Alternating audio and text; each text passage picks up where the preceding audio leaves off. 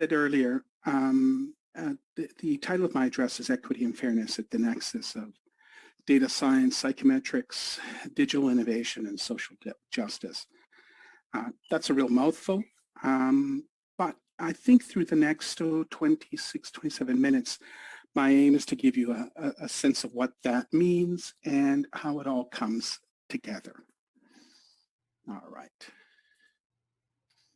A few opening remarks very quickly. I am thrilled and honored to be the 2021 Quantitative Methods section of CEPA featured speaker. It's kind of a return visit for me as I gave this sort of address to the CPA, to this section, to this esteemed group of scholars actually in 2014. So I'm honored to be back, and my history with CPA and presentations of quantitative methods goes back, well, about 32 years. So, longer than some of our new members have been alive. That's supposed to be funny. It'll translate better in video. Today I will focus on the main themes defining my program of research, and it's in connection with my appointment in the summer of 2020 as a Tier 1 Canada Research Chair in Psychometrics and Measurement, and in chatting with Andrea, with Rob Kribbe, and others, Don Sharp. The idea was an opportunity to sort of highlight the first Tier 1 chair of its kind that we know of in Canada, focusing explicitly in psychometrics and measurement. And the central theme is equity and fairness at the nexus of data science, digital innovation, and social justice. Keep an eye out for a series of key messages in red font highlighted throughout the presentation. I understand this is being recorded and will be shared. You'll have access sometime later as well. And I'm happy to share with you my slides at some afterwards. So I want to set the stage a little bit here. Influenced by varied historical events, cultures and technological developments, we're facing a whole new world of digital innovation and digital innovation technology, as well as with it coming a moral and ethical social justice imperative of the consequences of measurement, surveys, and testing. What's interesting is that today you're going to see me speaking a good deal about non-technical issues. There's a few places where I'll put in a few equations. Just because as a mathematician, I feel most relaxed when I see some equations around me. But today I really want to set the foundations, at the groundwork for what I'm hoping to be a call for a national agenda in survey design, survey use, test and measurement design, assessment, and one that's been percolating. I'm not the only person that's been doing this, but it's been percolating for some time. And it really, today, tests and measures, surveys continue to be used widely for research, decision-making, ranking, and policy purposes in the social, behavioral, and health sciences, using large-scale testing, regularly administer surveys and tests of a population over time, assessment of individuals, as well as social health and economic surveys. And what I'm going to be talking about is intentionally set up to try and impact and influence all of these ideas. A couple of points that I want to highlight is the concept, method, and process of validation are central to social, psychological, and health science research. The claim that I've been making for some time is that, and others have, for without validation, any inferences made from measures, surveys are meaningless, or if they are meaningful, that's purely by coincidence. Throughout this presentation, the terms measure, instrument, test, assessment, survey, and scale be used interchangeably, and in the broadest sense to mean any coding or summarization of observed phenomena. You'll see I'm purposefully taking a wide swath at this whole discipline. I want to speak to it very largely. That's intentional. Lest we fall into traditional camps and comfortable silos, all of this work, validity, social justice issues, measurement, statistics, psychometrics, applies equally to tests, measures, surveys in language assessment, educational measurement, certification and licensure testing, social indicators, economic indicators, psychological instruments, health measurement, health status, PROMs, PREMs, and this is just really a sampling of where the impact is for the work that we as a section and as a discipline, that kind of work, it's the impact of that kind of work. A friend of mine, Howard Weiner, years ago said in an address that the lovely thing about doing the kind of thing that we do when we do it as psychometricians and quantitative specialists is that we actually can go play in everyone's sandbox in everyone's backyard. There's a downside to that I'll gladly talk about some other time or later during the question period. It's not all good. But it does give us great opportunity and an opportunity to have broad impact. So let me talk about measurement and variance as it's sort of conventionally seen in the psychometric literature.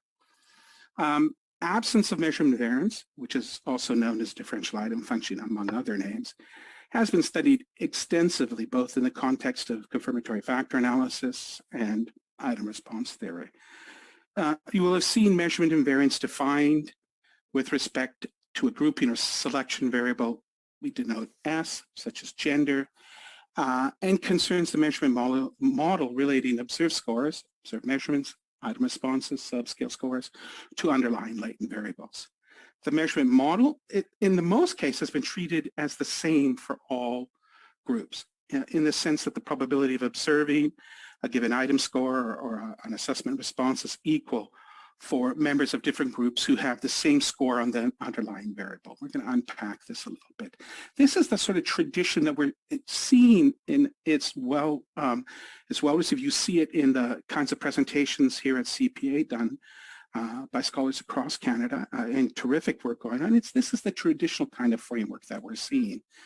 A nice little sort of formal way of stating, and you can see this widely in the research literature. A bit more formally is that measurement variance can be, there's other ways of defining it, can be defined as f of cap y given eta and s, so that function is equal to the function of cap y given eta, where the observed variables are denoted as y, the latent variable eta, and the grouping variable s. And what that relation says is that basically this element, this on the right-hand side, does not depend on x. So the relationship between the observed variables and the latent variable does not depend on the grouping variable s. More concretely, it does not depend on the values that you have for gender, typically in the binary, and we're going to talk about that later, M versus F. And let's say you have two groups reflecting gender, representing gender in some way, and what you're saying is that the relationship between observed variables and the latent variable is the same. That function is the same regardless on S. Situation where measurement variance is absent, it's obvious that is, where that equality does not hold. So, and again, an observed variable y is non-invariant with respect to a grouping variable S if the observed score depends not only on the latent variables, but also on S or variables related to S. So it depends not only on the latent variable, but also on the grouping characteristic. So it'll depend also on gender, or it's different for gender. These two descriptions are trivial, but as mathematical definitions, they really tell us a lot. And in fact, they are the basis for some important work. For me, the people who, the two scholars who really set the groundwork most clearly for me was Mellenberg, and for many of us was Gideon Mellenberg in '89 and Bill Meredith in '93, among others. Those are the ones that I particularly favor. So following their seminal work, there are three different types of effects of this grouping variable, or variables related to that grouping variable. Remember what I just said. So so if we go back and we say gender, right? S is gender here, M and F to keep it simple for now. We're going to have to take that apart there's a little psychometric foreshadowing for you. We're going to have to deconstruct that. But for now, imagine two groups, that S reflects two groups, in this case, MF gender. What this says is there are three different types of effects of this gender grouping or variables related to it that may or may not occur simultaneously. So it's not gender, but gender is a proxy, right? I mean, I don't think it's a tremendous statement and in any way complicated or contested notion that gender, in fact, is a proxy for many other things. So it's gender, but gender is, there are variables related to gender. This is going to come back. Keep that in the back of your thinking. So there's really three ways that this can appear, and this is just a bit more of a formal way of saying that it can be constant for all possible scores of the latent variable, which results in group differences in the intercept of the regression of the observed variable on the latent variable, and this regression can actually be is often nonlinear, of course. The effect can increase or decrease, right, resulting in group difference with respect to the steepness of the regression. And these are these translate to certain ideas in factor analysis, for example. And the regression curves are the nonlinear regression of the latent variable on the latent variable are equal across the groups, but the residuals for the regression differ. And these sort of conditions have been operationalized and concretized in confirmatory factor analysis and latent variable model is the factor analysis IRT. And there's some lovely work that's been done over the years that have shown the relation between those ideas. But you'll see this sort of configural, strong, strict kind of invariance is one way that these general ideas that I think Gideon Mellenberg and Meredith most clearly articulated. That's the traditional kind of ideas. In the decades since this early work by Mellenberg and Meredith, there's been an enormous amount of research that has articulated very clever and useful analytic methods, multi-group confirmatory factor analysis, Bayesian alignment, that's one that I'm really quite fond of, IRT-based methods, Mandel-Hansel, SIB tests, generalized linear model approaches, et cetera, to try and unpack this inequality or test for the equality, both of them. Although this mostly been about flagging, which is test whether that equality holds or not. So Diff is a statistical phenomenon that can occur in any item of a test. In addition, you can get differential test functioning, which occurs when test takers of the same ability. Remember, there's always the same ability. There's this matching notion that comes in because these are observational studies. These studies are not randomized experiments, and so you begin to use the ideas of observational studies. And so, you can get differential test functioning, where in some cases greater emphasis is placed on test level results. And there's some lovely work in the last few years that's gone on in this area. I've come to have a deeper understanding of what people like Phil Chalmers and some of the other folks doing work on that. It's really kind of interesting ideas, often within an IRT framework. But there's other sort of notions, SIB test and others. Let's not forget, items, tasks are a building block, but we do make claims at the broader level. You get things like cancellation. The seminal work of Mellenberg and Meredith did what it was supposed to do, and they did it very well.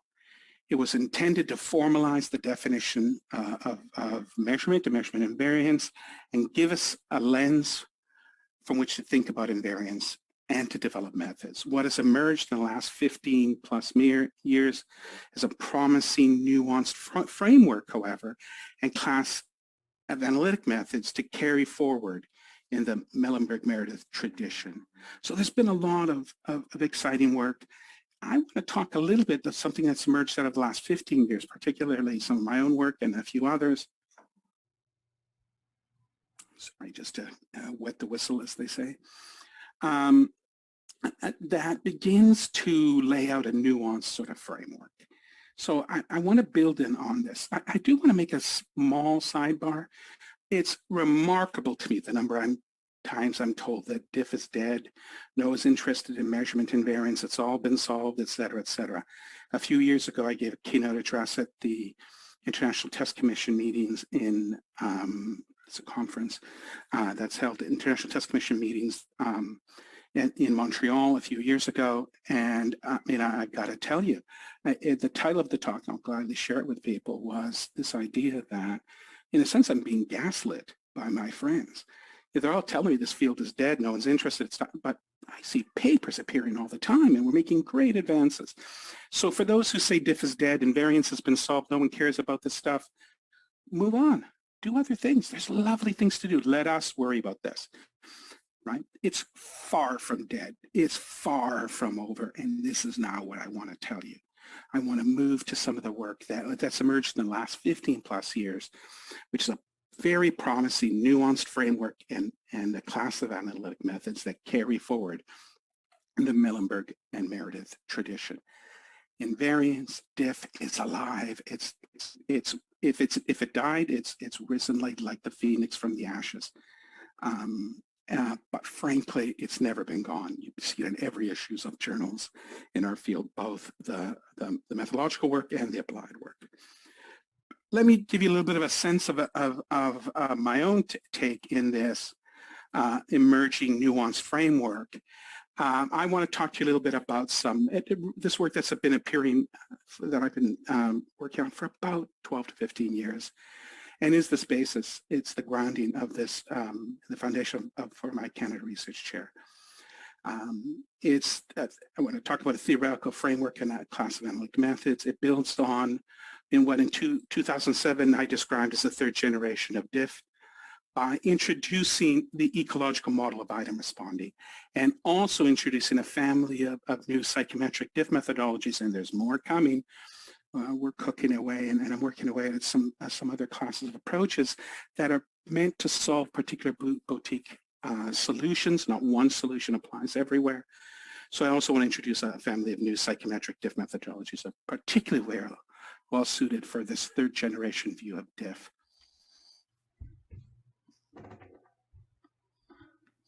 So in 2007, I really began to talk about the various generations of what's going on.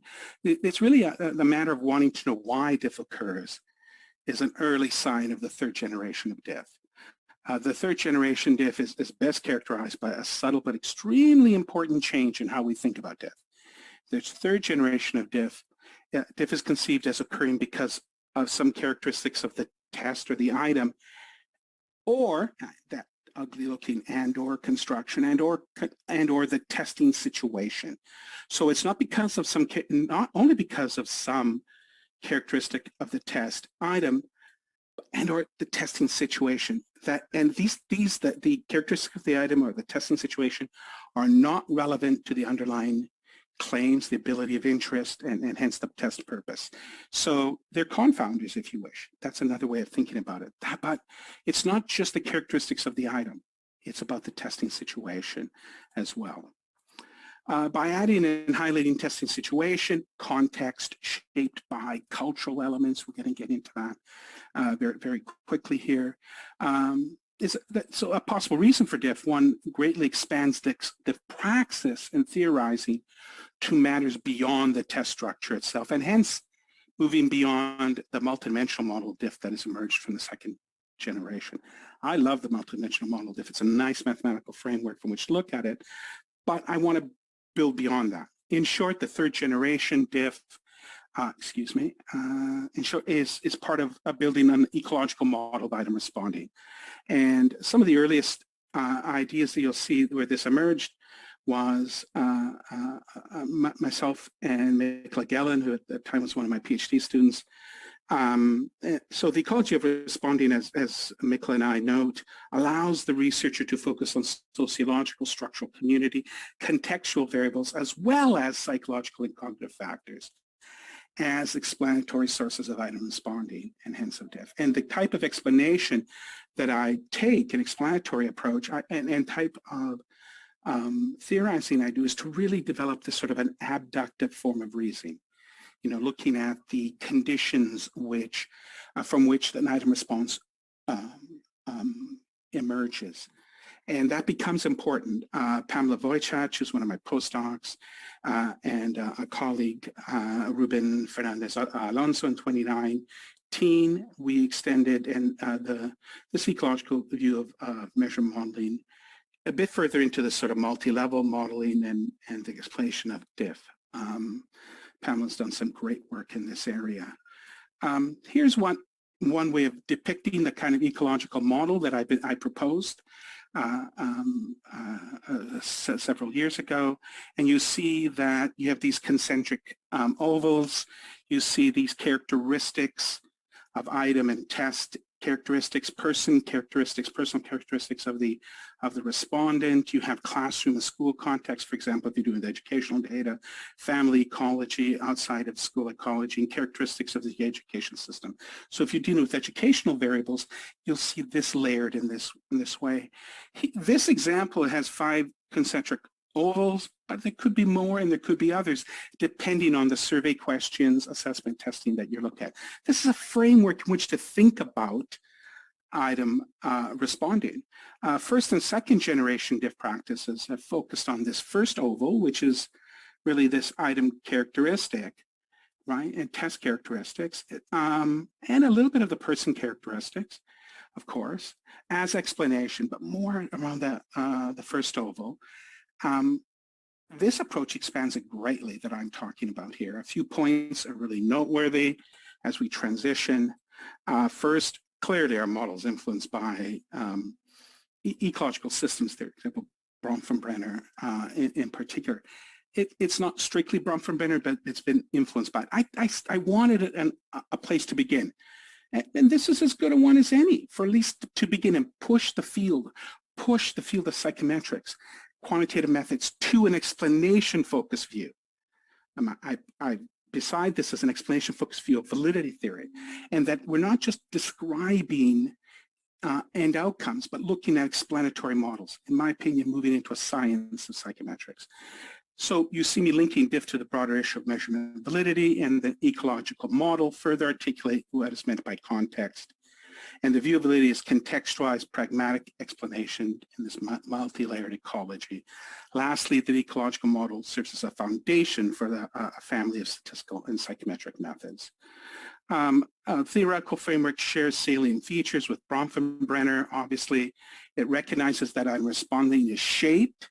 Survey items to questions is shaped by characteristics of the respondents themselves, the environments in which they're embedded at multiple levels, and the process that they engage in these multiple environments. I'm not a Bronfenbrenner specialist. I spend time learning from Bronfenbrenner specialists over the years, but it has a nice place for it to start. You have another model that builds on this that you're working on, Mazel tov. I would love to see it. But I thought this was a really beautiful place to start. We explicitly and systematically allow the model to guide and inform our thinking about factors influencing item responding. So now we have, and we're moving towards a real substantial departure from other models. Item response theory, even of the multidimensional, let me try that again. Item response theory, which is an explanatory model of sorts, is not terribly rich, and it was never meant to be. And it was never meant to be. Let's not criticize it for what it wasn't intended to do. So the driving factors in item response theory are not for this kind of theorizing. So we offer this ecological model as a place to begin. Conventional methods focus on manifest grouping variables, gender, language, and they're really useful for flagging.